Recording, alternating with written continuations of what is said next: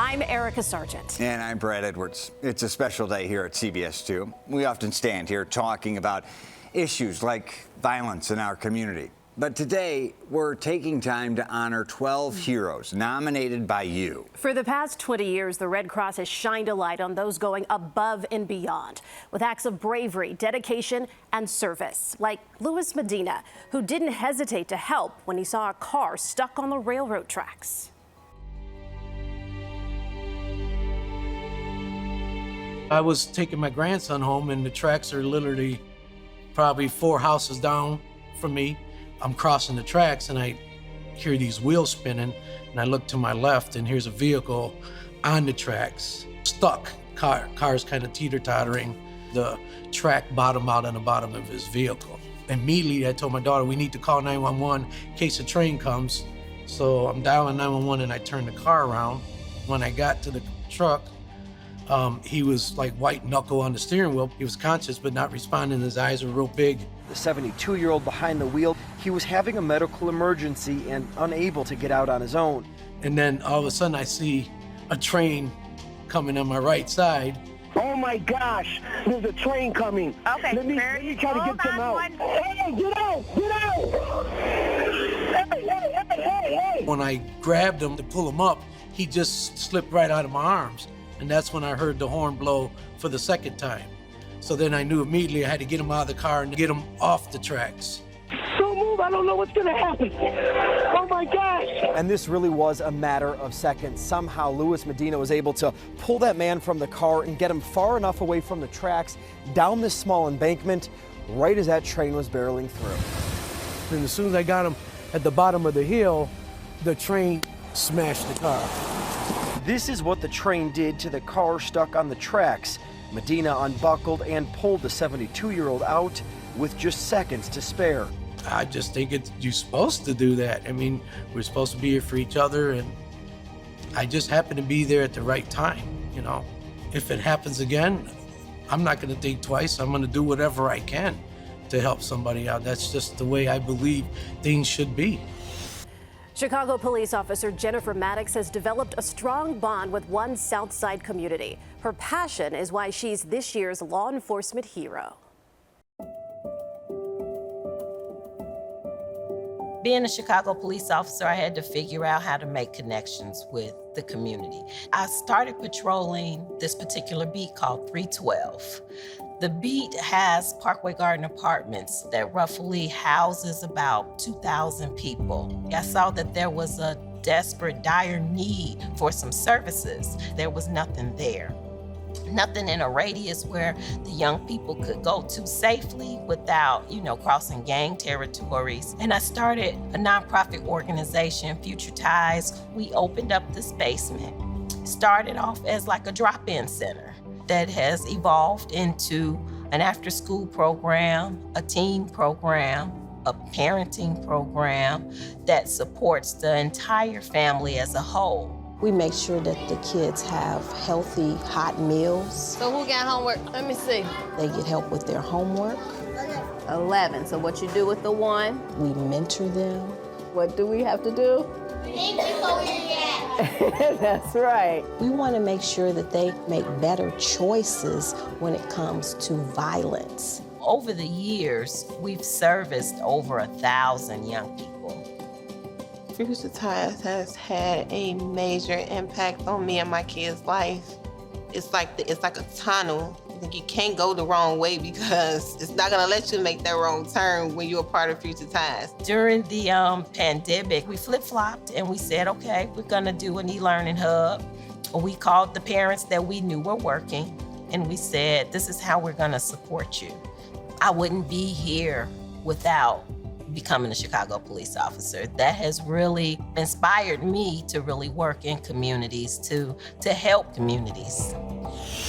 A Chicago toy store owner knew he had to help when hundreds of Afghan children were brought to America. And as a member of the Indiana National Guard, he knew just what to do. He's this year's military hero.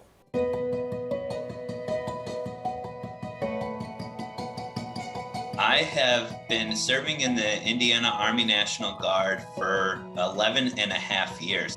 I'm currently an S2 for an infantry battalion, which is a military intelligence officer. For me, it's such a rare opportunity that my civilian career as a toy store owner and my military career can cross over. We found out that Camp Atterbury in Indiana, which is the base that I train at most of the time, was going to be hosting close to 6,000 evacuees. 3,000 of those 6,000 were going to be kids.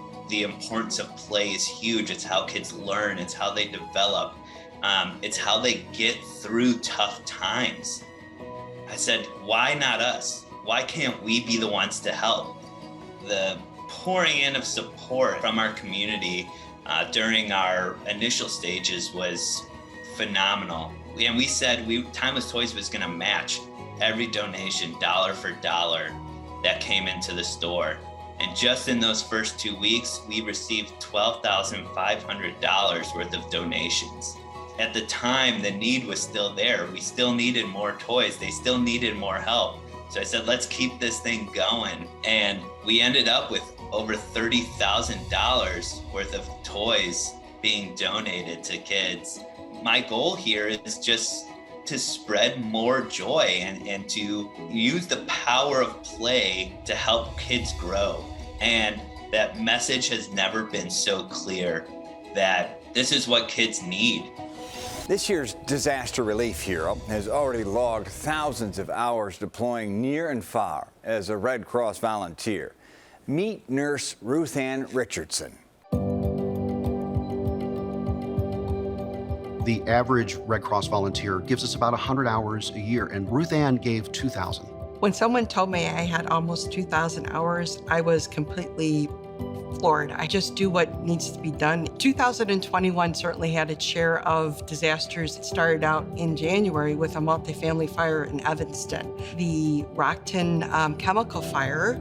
There was a tornado in Woodridge. I was home for just a couple days, and then we had the battery fire in Morris. Didn't get home much from when the Gibson City flooding occurred, and I actually went down to Gibson City and helped work in a shelter. And then from there was Ida. We had the COVID vaccinations going on, and in between there, I had time to take disaster health services on call and help new people in between. Ruth Ann works as a disaster health service volunteer. She's coming there to provide that first response.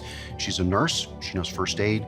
She's going to be the person that really begins that immediate care, and disaster health really does kind of find its way all the way back to the beginning of the Red Cross when we were nurses on the battlefield. My first national deployment was out to North Carolina to Hurricane Florence. It was a very fast learning experience for me, and I think I caught on kind of quick. After I came home, I was home for about 10 days from Hurricane Florence, and I went to Hurricane Michael in Florida. I love being a Red Cross volunteer. I remember the first time I put the vest on. Mine does not look like this. Mine looks not this new. This vest is a sign of hope to so many people. It's a sign of direction for when someone doesn't know where to go. I would say I am one small apple on a very large tree of heroes. And I would say I'm blessed to be with a team that is a hero, the whole team. This year's social justice hero, Keelan Blackwell, sure knows how to grow and cultivate youth one seed at a time.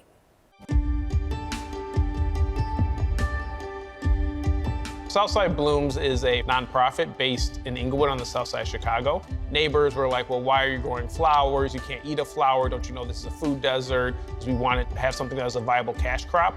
So for us, it was more about putting money in people's pockets. So our program is broken up into two tiers. There's our K-8 after school program where we introduce young kids to floriculture and urban agriculture. Then we have our workforce development program where, it targets the 16 to 25-year-olds, and it's more intensive, hard skill and soft skill training.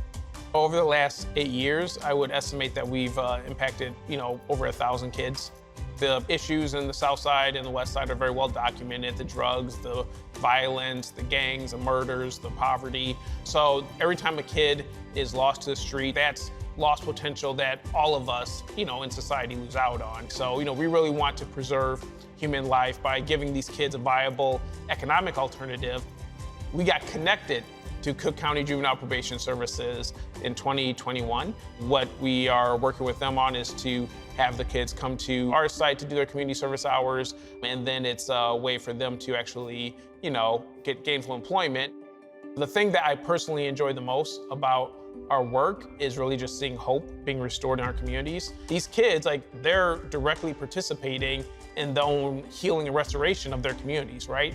So it's like the place of pain, so to speak, for many of them and many of their families. Now they're having a say and a role in turning that into a place of peace and prosperity. Hey, if these kids could really be exposed to a bigger world where, people can see them in a different light, their talents could be on display, they can add real value, not just to, their home communities, but, really to the world, then maybe it'll just kind of change even the way they view themselves. We all remember the incredible images of massive toxic flames filling the skies of Morris when a battery plant there exploded. Fire Chief Tracy Steffs took charge, leading a unique response. His efforts to keep his community safe make him this year's Firefighter hero.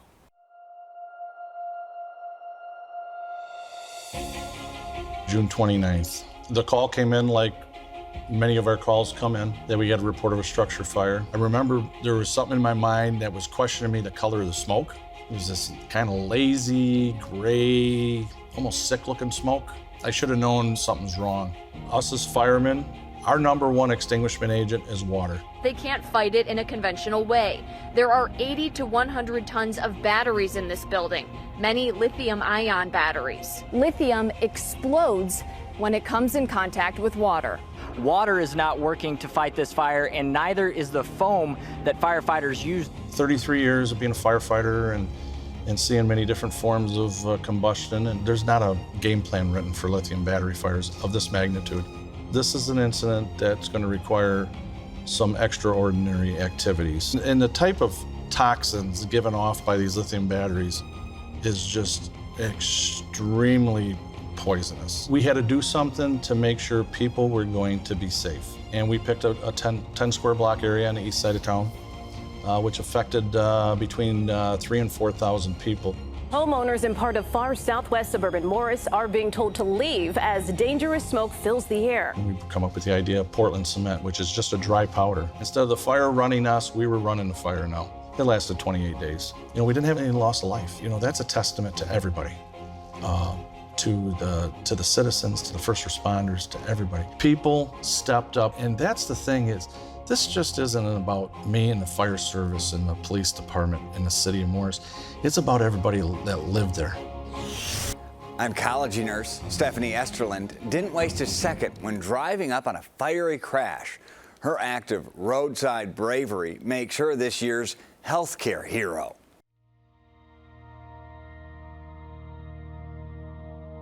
I've been a nurse for 20 years. I went into cancer care because I wanted to make a difference in patients' lives.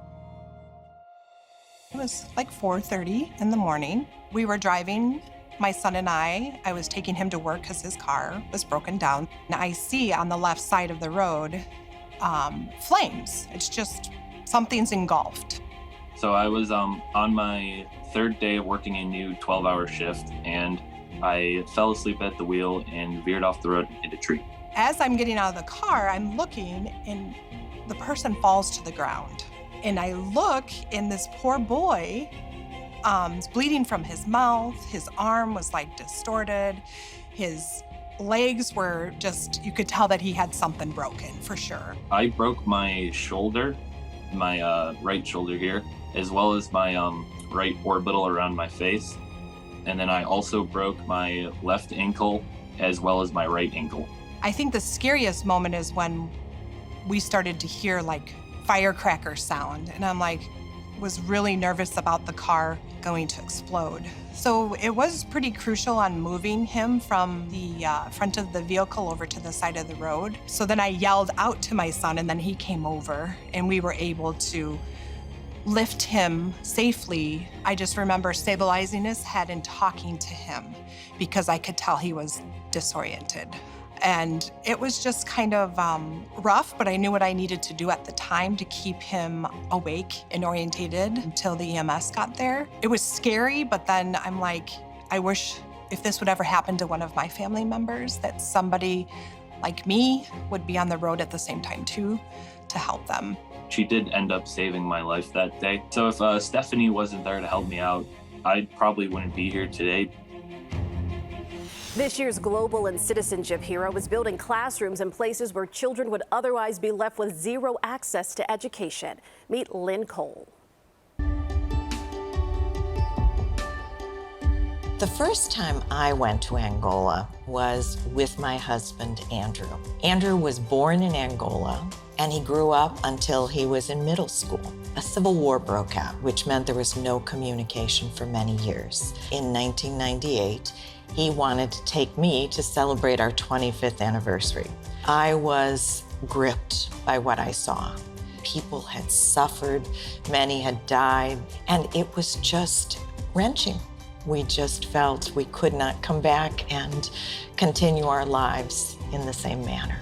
We wanted to do something to help. Several million kids did not have access to education. We called the organization Rise International, and so we began with a simple pilot project of 5 schools. We were asked to do more. Please don't stop. And so we committed to 25 more.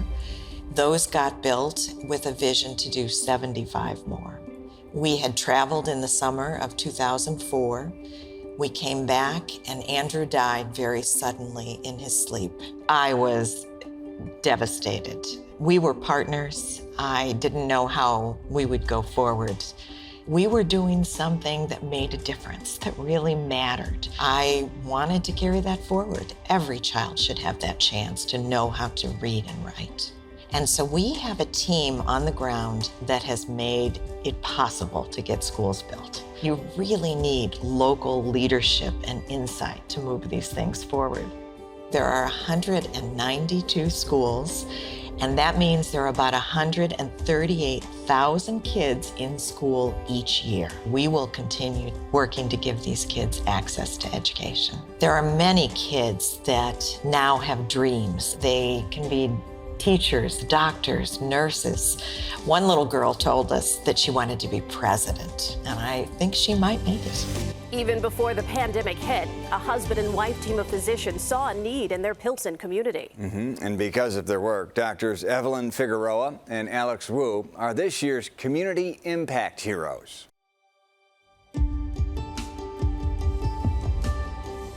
I've been a family physician for 23 years. I've been a family medicine physician for 25 years now.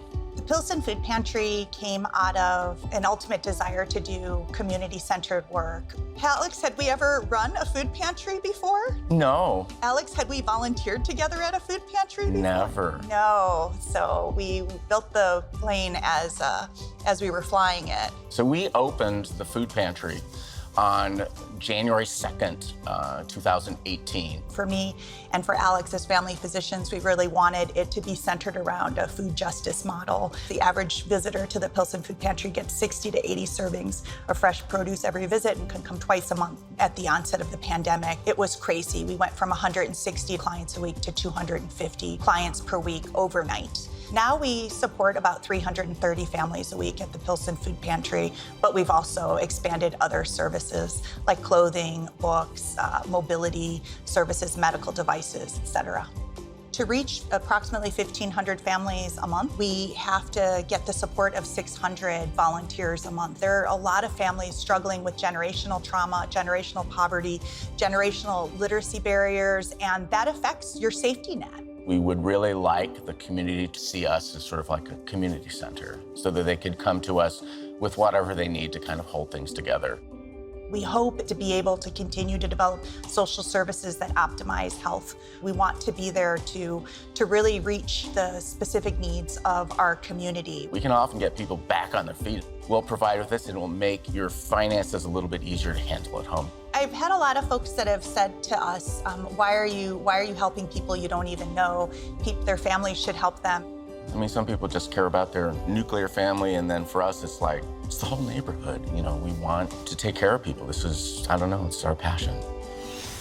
Teacher Dorothy Gators is helping her students take winning shots on and off the court.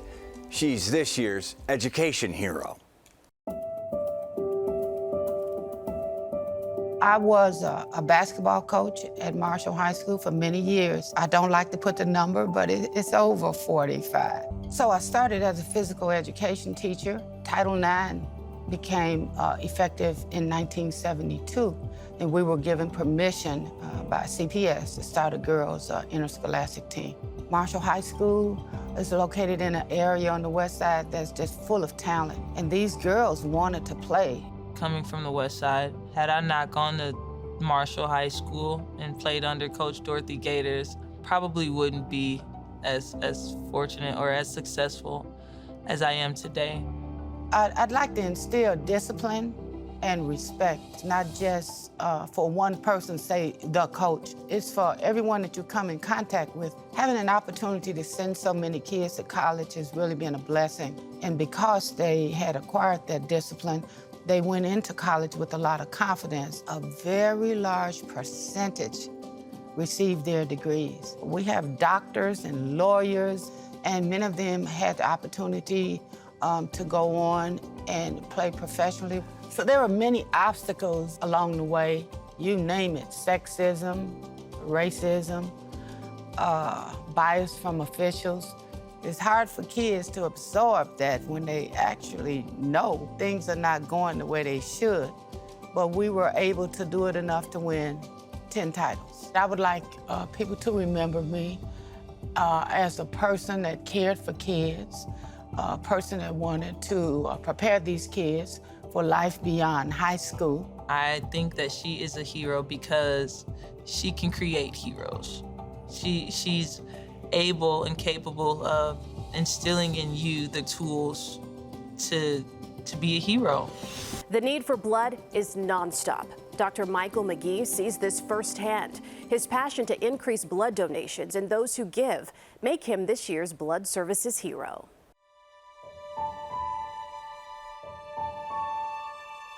I'm an ER doc. I save lives. I've seen it all, from sickle cell crisis to OB/GYN emergencies to GI bleeders to cancer emergencies to trauma. And those are one of the reasons why blood is so very important. The relationship between the American Red Cross and 100 Black Men is so important. The 100 Black Men organization is a mentoring organization, and it's predominantly for young Black men. Our motto is, you can be what you see. And so we basically try to lead by example. In the spring of 2020, I was asked to become the national chair for the 100 Black Men of America's Violence Prevention Committee. Everybody has lost somebody to trauma from Black and brown communities. Many of the times that blood transfusion is needed is related to trauma. And so Dr. McGee is key in sharing that message and the importance of ensuring that there's adequate amounts of blood on the shelf to treat patients. The #1 killer for young Black men aged 10 to 24 is homicide from violence. And it's also the #2 killer for Hispanic young men. That tells you right there, a lot of blood is being lost in the Black and brown communities that need it the most. This is one reason why I feel that it's so important for people like me and people in 100 Black Men to go out and try to get as many people as we can to go and donate blood, because it's such a huge need. I'm also trying to get as many chapters this year to do one blood drive in their city. There are a bunch of people in the world and there's a bunch of division. But the thing that holds true is, despite the way we all look on the outside, we all have the same blood going through us. And we all at some point might need blood in our life to save our life. And so I want to encourage everyone to go out and give as much blood as they can, no matter who it's for. Go out and save a life, because you have the ability to do that by donating this precious blood. After seeing his grandparents struggle to get an appointment for a COVID vaccine, Benjamin Kagan made it his mission to help find a time slot for anyone who needed it. His Facebook page, Chicago Vaccine Hunters, is still vital today in the exchange of pandemic information. Benjamin is this year's youth hero.